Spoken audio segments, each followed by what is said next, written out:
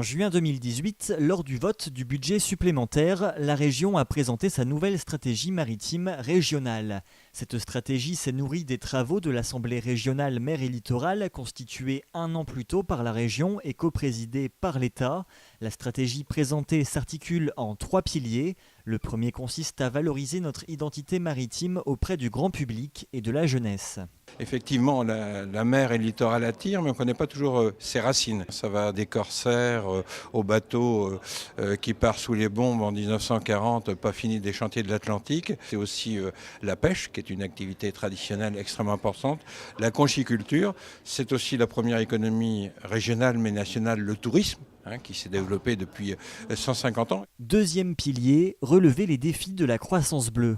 D'ailleurs, le président de la République s'est engagé sur la poursuite du projet de construction de 2 parcs éoliens en région des Pays de la Loire.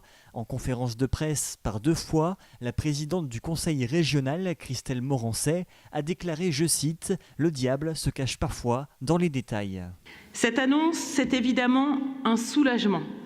Mais tout n'est pas réglé, car le gouvernement doit désormais nous donner des garanties fermes et précises sur la réalisation de nos 2 parcs ligériens. Troisième et dernier pilier de l'ambition maritime régionale, la protection et la sauvegarde de la mer et du littoral. C'est un ancien président de région, Olivier Guichard, qui avait créé en 1976 le Conservatoire du littoral.